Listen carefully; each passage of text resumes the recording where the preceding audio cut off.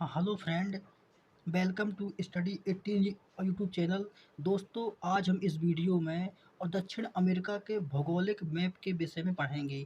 दोस्तों, मैंने इसके पिछले वीडियो में जो भी दक्षिण अमेरिका का राजनीतिक मैप है, तो उसके विषय में मैंने इस और दोस्तों सीरीज में 3 वीडियो अपलोड कर दिए हैं। उसको दोस्तों 3 पार्ट के वीडियो में बनाया गया है और दोस्तों ये आज का हमारा चौथा वीडियो होगा। और इस वीडियो में हमने दोस्तों जो भी दक्षिण अमेरिका का भौगोलिक मैप है, तो उसके विषय में आज इस वीडियो में बात करने वाले। दोस्तों, आज हम इस वीडियो में बात करेंगे कि जो भी दक्षिण अमेरिका में दोस्तों पहाड़ हैं, पर्वत हैं, नदियाँ हैं, तो दोस्तों आज हम और इस वीडियो में इसके विषय में बात करने वाले हैं। तो आइए दोस्तों, आज का वीडियो शुरू करते हैं। दोस्तों, अगर हम आज के वीडियो में बात करें, तो आज हम जो भी दक्षिण अमेरिका का दोस्तों भौगोलिक मैप है, तो उसके विषय में देखने वाले हैं। आज हम दोस्तों पढ़ेंगे कि दक्षिण अमेरिका के भौगोलिक मैप में कहाँ पर पहाड़ हैं, पर्वत, नदियाँ, झरने, झीलें और घास के मैदान। तो इन सब के बारे में आज इस वीडियो में जानने वाले हैं। तो हम दोस्तों यहाँ पर जो भी दक्षिण अमेरिका का भौगोलिक स्वरूप है, उसको एचडिक्स उसको दोस्तों मैप के विषय में बनाया है। यहाँ पर अगर बात करें दोस्तों यहाँ पर, तो दोस्तों यहाँ पर देश पड़ता है कौन-सा, फ्रेंच गुयाना, उसके बगल में दोस्तों पड़ता है सूरीनाम, सूरीनाम के बगल में पड़ता है गुयाना, यहाँ पर दोस्तों वेनेजुएला, वेनेजुएला के यहाँ पर पड़ता है दोस्तों कोलंबिया, इक्वाडोर, और इक्वाडोर के जो नीचे पड़ता है उसका नाम है पेरू, और यहाँ पर दोस्तों पेरू के नीचे पड़ता है बोलीविया। और अगर मैं यहाँ पर दोस्तों आपको दिखाऊँ, तो बोलीविया के नीचे पड़ता है अर्जेंटीना, और अर्जेंटीना के बगल में पड़ता है चिली। और दोस्तों अगर हम यहाँ पर आएँ, तो यहाँ पर एक देश पड़ता है, उसका नाम है दोस्तों उरुग्वे, और यहाँ पड़ता है पैराग्वे, और यहाँ पर दोस्तों पड़ता है कौन-सा, ब्राज़ील। तो ये दोस्तों जो भी दक्षिण अमेरिका के देश हैं, तो उसके विषय में आपको हमने बताया है।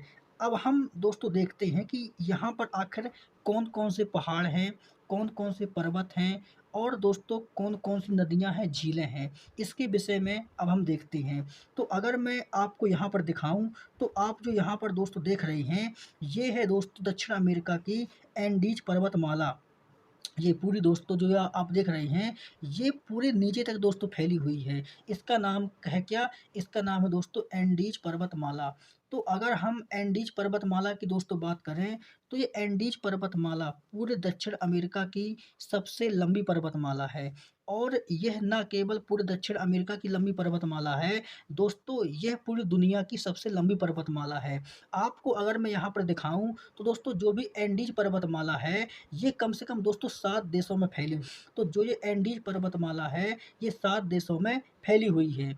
ये दोस्तों उत्तर से और दक्षिण की ओर फैली हुई है। अगर हम दोस्तों यहाँ पर बात करें, तो ये यहाँ से दोस्तों बोलीविया, कौन-सा, बोलीविया देश से शुरू हो जाती है। बोलीविया के बाद कोलंबिया, कोलंबिया के बाद इक्वाडोर, और इक्वाडोर के बाद दोस्तों पेरू, और पेरू के बाद ये आती कहाँ पर, पेरू के बाद बोलीविया, और बोलीविया के बाद दोस्तों अर्जेंटीना, और अर्जेंटीना के बाद चिली। तो कम से कम 7 देशों में यह एंडीज पर्वतमाला फैली हुई है। अगर हम दोस्तों एंडीज पर्वतमाला की लंबाई की बात करें, तो यह लगभग 7000 किलोमीटर लंबी है।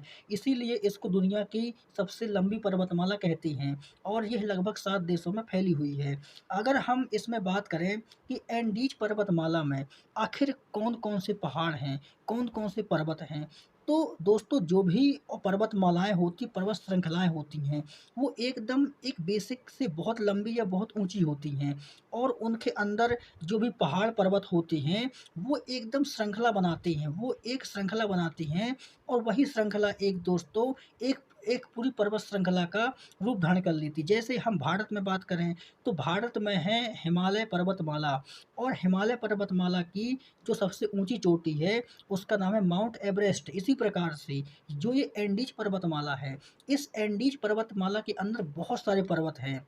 और दोस्तों अगर मैं बात करूं, तो एंडीज पर्वतमाला की सबसे ऊंची चोटी का नाम है अकांकागुआ, ये आएगी अर्जेंटीना में अकांकागुआ है, वो पूरे एंडीज पर्वतमाला की सबसे ऊंची चोटी है। तो अगर हम यहाँ पर दोस्तों बात करें, यहाँ से। पहले इस वीडियो में पढ़ते हैं दोस्तों एंडीज पर्वतमाला को, उसके बाद पढ़ेंगे यहाँ पर कौन-कौन से घास के मैदान हैं, कौन-कौन सी झीलें हैं, कौन-कौन से पर्वत हैं। तो ये दोस्तों बोलीविया से शुरू हो जाती है। तो दोस्तों यहाँ पर अगर और जब ये एंडीज पर्वतमाला कोलंबिया में आती है, तो कोलंबिया में यहाँ पर एक पर्वत पड़ता है, उसका नाम है दोस्तों टोलीमा। और कोलंबिया में दोस्तों दूसरा पर्वत पड़ता है, उसका नाम है हुइला। इसके बाद आती इक्वाडोर। तो इक्वाडोर में इसी एंडीज पर्वतमाला पे 2 प्रकार के ज्वालामुखी पर्वत हैं। एक का नाम है कोटोपैक्सी और दूसरे का नाम है चिम्बोराजो। तो इसके बाद जब ये एंडीज पर्वतमाला पेरू में आती है, तो पेरू में इसमें 2 पर्वत शिखर पड़ते हैं। एक का नाम है दोस्तों हवास्करन और दूसरे का नाम है दोस्तों कोरोपुना। तो जो ये हवास्करन है, तो हवास्करन एक ज्वालामुखी पर्वत है। यहाँ पर हमने पढ़ा था कि कोटोपैक्सी जो इक्वाडोर में है, यह भी एक्टिव ज्वालामुखी पर्वत है। और जो चिम्बोराजो इक्वाडोर में है, तो यह भी कैसा है? यह भी दोस्तों ज्वालामुखी पर्वत है। इसके बाद जो पेरू में है हवास्करन, तो यह भी एक एक्टिव ज्वालामुखी पर्वत है। इसके बाद पेरू में एक दूसरा पर्वत पड़ता है, उसका नाम है कोरोपुना। इसके बाद हम जब इसमें से दोस्तों पेरू के बाद बोलीविया में आते हैं, तो पेरू और बोलीविया के बीच में कौन-सा? पेरू और बोलीविया के बीच में यहाँ पर एक झील पड़ती है और उस झील का नाम है टिटिकाका झील।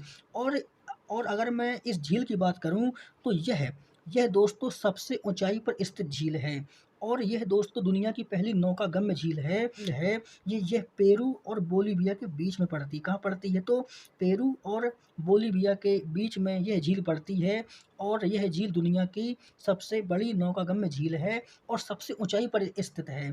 तो हम ये बोल सकते हैं कि जो ये झील है, ये एंडीज पर्वतमाला के ऊपर पड़ती है। इसके बाद जब हम दोस्तों बोलीविया में आते हैं, तो यहाँ पर दोस्तों एक पठार पड़ता है, इसको बोलते हैं बोलीविया का पठार। इसके बाद जब यह पर्वत श्रृंखला चिली में आती है, जब यह एंडीज पर्वत श्रृंखला चिली में आती है, तो दोस्तों चिली में यहाँ पर 2 प्रकार के मरुस्थल पाए जाते हैं। यहाँ पर दोस्तों पाया जाता है आटाकामा का मरुस्थल। कौन-सा? ये वाला हिस्सा जो है, इसको बोलते हैं आटाकामा का मरुस्थल। और जब हम दोस्तों इसके नीचे आते हैं, तो दोस्तों चिली, ये है चिली और ये अर्जेंटीना। तो चिली और अर्जेंटीना की बाउंड्री में एक पर्वत शिखर पाया जाता है, उसका दोस्तों नाम है सेरो ओजेस डेल सलाडो का पर्वत। ये दोस्तों बहुत फेमस पर्वत है और इसके बारे में कई बार एग्ज़ाम में पूछा गया है कि सेरो ओजेस डेल सलाडो का पर्वत कहाँ पर पड़ता है? तो ये दोस्तों चिली और अर्जेंटीना के बॉर्डर पर पड़ता है। कौन-सा? सेरो ओजेस डेल सलाडो का पर्वत। इसके बाद जब हम नीचे की ओर आते हैं, तो दोस्तों और यहाँ पर इस भाग में, यहाँ पर चिली में, यहाँ दोस्तों पड़ता है अकांकागुआ। क्या पड़ता है? अकांकागुआ। हमने बताया था कि पूरे जो भी और एंडीज पर्वतमाला है, तो एंडीज पर्वतमाला की सबसे ऊंची चोटी का नाम क्या है? अकांकागुआ है। और इसकी जो दोस्तों पर्वत शिखर की ऊंची चोटी है, वो पड़ती अर्जेंटीना में। और चिली और अर्जेंटीना के बॉर्डर में ये और अकांकागुआ पर्वत दोस्तों पड़ता है। कहाँ पड़ता है? तो चिली है और अर्जेंटीना है। तो चिली और अर्जेंटीना के बॉर्डर में अकांकागुआ पर्वत पड़ता है। इसके बाद जब हम दोस्तों नीचे की ओर आते हैं, तो यहाँ पर ये भी दोस्तों चिली और अर्जेंटीना। तो चिली और अर्जेंटीना के दोस्तों यहाँ पर बीचों बीच में बॉर्डर में ब्यूनस झील पड़ती है। कौन सी? ब्यूनस झील पड़ती कहाँ पर? चिली और अर्जेंटीना के बीचों बीच में। इसके बाद दोस्तों इसके नीचे की ओर आते हैं, तो यहाँ पर दोस्तों तो पड़ती है मैगेलन जल संधि। और यह जो मैगेलन जल संधि है, ये चिली और अर्जेंटीना को आपस में जोड़ती है। इसके बाद हम दोस्तों बात करते हैं इसके ऊपर वाले हिस्से की ओर। तो हाँ, तो अगर आप दोस्तों यहाँ पर वेनेजुएला में देखेंगे, तो दोस्तों वेनेजुएला में यहाँ पर आप देखिए, यहाँ पर एक घास का मैदान पाया जाता है, उसका नाम है दोस्तों लानोस घास के मैदान। तो यह पेपर में कई बार पूछा है कि दोस्तों लानोस घास के मैदान कहाँ पर पाए जाते हैं? तो दोस्तों वो वेनेजुएला में लानोस घास के मैदान पाए जाते हैं। और अगर आप यहीं पर दोस्तों वेनेजुएला के ऊपर की ओर देखेंगे, तो यहाँ पर एक झील पाई जाती है और उस झील का नाम है मराकाइबो झील। हमने इसके पिछले वीडियो में जब हम और इसका राजनीतिक मैप पढ़ रहे थे तो वहाँ पर हमने आपको बताया था कि जो दोस्तों मरोकाइबो झील है, ये मरोकाइबो झील वेनेजुएला में मतलब पड़ती है और ये पूरे दक्षिण अमेरिका की सबसे बड़ी झील है। कौन-सी? तो मरोकाइबो झील पूरे दक्षिण अमेरिका की सबसे बड़ी झील है। इसके बाद दोस्तों आप आइए ब्राज़ील में, ब्राज़ील ना, इसके बाद जो इसमें फैक्ट याद रखना है, वो दोस्तों और रखना है ब्राज़ील में। अगर हम इसमें और दोस्तों ब्राज़ील की बात करें, तो दोस्तों ब्राज़ील में 2 पठार पाए जाते हैं, जो भी बहुत इम्पोर्टेंट हैं। यहाँ पर अगर आप यहाँ पर देखेंगे, तो यहाँ पर दोस्तों पाया जाता है बोरबोरेमा का पठार। कौन-सा? बोरबोरेमा का पठार। यह दोस्तों ब्राज़ील के पश्चिम की ओर पाया जाता है। कौन-सा? बोरबोरेमा का पठार। और यहाँ पर अगर आप देखेंगे, तो यहाँ पर माटो ग्रासो। कौन-सा? तो यहाँ पर माटो ग्रासो का पठार पाया जाता है। और अगर आप इसी ब्राज़ील में देखेंगे तो दोस्तों ब्राज़ील में 3 घास के मैदान पाए जाते हैं, कैंपोस और सेराडोस और कैंटिगस। तो कैंपोस, सेराडोस और कैंटिगस, ये दोस्तों जो 3 घास के मैदान हैं, ये ब्राज़ील में ही पाए जाते हैं। तो आप देख सकते हैं इसका नाम है कैंपोस, इसका नाम है सेराडोस और इसका नाम है दोस्तों कैंटिगस। तो ये दोस्तों जो तीनों घास के मैदान हैं, ये ब्राज़ील में पाए जाते हैं। तो दोस्तों ब्राज़ील में हमने इतनी बातें याद रख लिया। इसके बाद दोस्तों आपको आना है अर्जेंटीना।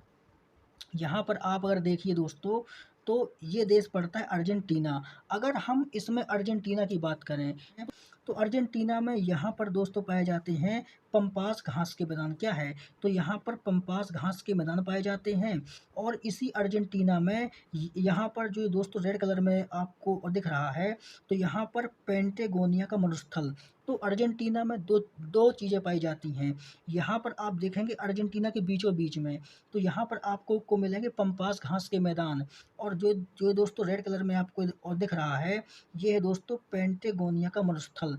तो पेंटेगोनिया का मरुस्थल और पंपास घास के मैदान, ये दोनों कहाँ पर हैं? तो ये दोनों अर्जेंटीना में आपको मिलेंगे। इसके बाद आप दोस्तों इसमें फिर के एक बार ब्राज़ील में आइए। तो ब्राज़ील में हमने आपको बताया था कि दोस्तों ब्राज़ील में 2 पठार हैं। एक है बोरबोरीमा का पठार, एक है माटो ग्रासो का पठार और यहाँ पर 3 प्रकार के घास के मैदान पाए जाते हैं। एक का नाम है कैंपोस, सेराडोस और कैंटिगस। ये 3 घास के मैदान ब्राज़ील में पाए जाते हैं। और दोस्तों ब्राज़ील में एक और घास का मैदान पाया जाता है, उसका नाम है सेल्वास घास का मैदान। ये वाला तो दोस्तों आपको दिख रहा हिस्सा, इसको बोलते हैं सेल्वास घास का मैदान। कहाँ पर? तो वो ब्राज़ील में पाया जाता है। तो यहाँ पर दोस्तों पूरे दक्षिण अमेरिका में ब्राज़ील सबसे इम्पोर्टेंट देश है, क्योंकि यहाँ पर 4 प्रकार के घास के मैदान पाए जाते हैं। इसके ऊपर की ओर सेल्वास और नीचे की ओर कैंपोस, सेराडोस और कैंटिगस, ये दोस्तों घास के मैदान हैं और यहाँ पर 2 प्रकार के पर्वत पाए जाते हैं, 2 प्रकार के पठार पाए जाते हैं। कौन-सा? तो माटो ग्रासो का पठार और बोरबोरीमा का पठार। इसके बाद हमने दोस्तों जो भी दक्षिण अमेरिका में इसका भौगोलिक स्वरूप है उसके विषय में हमने जाना है। पूरे ब्राज़ील में दोस्तों यहाँ पर एक नदी बहती है, उसका नाम है दोस्तों अमेज़न अमेज़न की नदी। यहाँ पर आप इसका मुहाना देख सकते हैं, ये इसका मुहाना है। तो आप यहाँ पर देख सकते हैं कि ये अमेज़न का मुहाना है।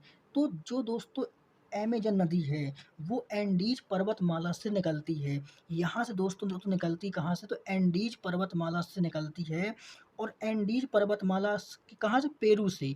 तो पेरू देश के एंडीज़ पर्वतमाला से अमेज़न नदी का उद्गम होता है। यहाँ पर एक दोस्तों झील है, तो यहाँ से जो है पेरू से एंडीज़ पर्वतमाला में अमेज़न नदी का उद्गम होता है और यह दोस्तों पेरू से पहले कहाँ पर आती है? बोलीविया में आती है। तो पेरू से बोलीविया और बोलीविया से सीधे ब्राज़ील में प्रवेश कर जाती है और ब्राज़ील में बहते हुए ये अटलांटिक महासागर में इसका डेल्टा बनाती है। तो हम ये कह सकते हैं कि जो भी मतलब अमेज़न नदी है, वो दोस्तों एंडीज़ पर्वतमाला से निकलती है। एंडीज़ पर्वतमाला के पेरू में एक झील है, वहाँ से अमेज़न नदी निकलती है और दोस्तों ये पेरू से और बोलीविया से कहाँ पर? ब्राज़ील में आती है और ये दोस्तों ब्राज़ील में बहते हुए सीधे यहाँ पर अटलांटिक महासागर में अपना जो जल है वो गिरा देती है, मतलब कि अटलांटिक महासागर में अपना डेल्टा बनाती है। तो हमने दोस्तों इस वीडियो में पूरे दक्षिण अमेरिका के विषय में और पढ़ लिया है और जितना भी दक्षिण अमेरिका का भौगोलिक स्वरूप है उसके विषय में जाना है, एक बार फिर के पूरे दक्षिण अमेरिका का रिवीजन करते हैं। तो हमने सबसे पहले दोस्तों कहाँ पर देखा, वेनेजुएला। दोस्तों वेनेजुएला में हमने देखा कि वेनेजुएला में लानोस घास के मैदान पाए जाते हैं। उसके बाद दोस्तों हमने कोलंबिया में 2 पर्वत शिखर देखे, एक का नाम दोस्तों टोलीमा और हुइला। उसके बाद दोस्तों हमने इक्वाडोर में 2 प्रकार के ज्वालामुखी पर्वत देखे हैं और ये दोनों दोस्तों ज्वालामुखी पर्वत एक्टिव ज्वालामुखी पर्वत हैं। एक का नाम है कोटोपैक्सी और दूसरे का नाम है चिम्बोराजो। इसके बाद दोस्तों हमने पेरू में भी हमने 2 पर्वत शिखर देखे हैं, एक का नाम है हवास्करन और दूसरे का नाम है कोरोपुना। और इसके बाद दोस्तों हमने पेरू और बोलीविया के बीच में एक झील को पढ़ा है, उसका नाम है दोस्तों, क्या नाम है उसका, उसका नाम है टिटिकाका झील। इसके बाद दोस्तों यहाँ हमने बोलीविया का पठार देखा है। इसके बाद सीधे हम आए थे कहाँ पर, चिली में। कहाँ पर, चिली में आए थे।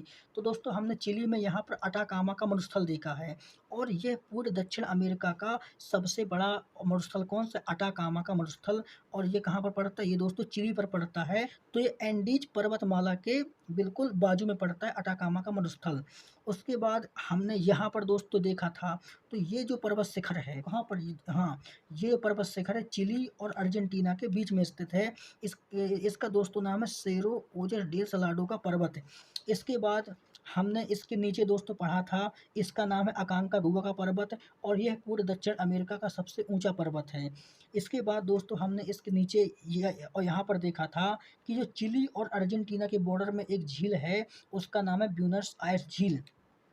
इसके बाद दोस्तों हमने अर्जेंटीना में एक घास का मैदान पढ़ा है, उसका नाम है पंपास घास का मैदान, अर्जेंटीना में है। और यहाँ पर दोस्तों एक मरुस्थल है, उसका नाम है दोस्तों पेंटागोनिया का मरुस्थल।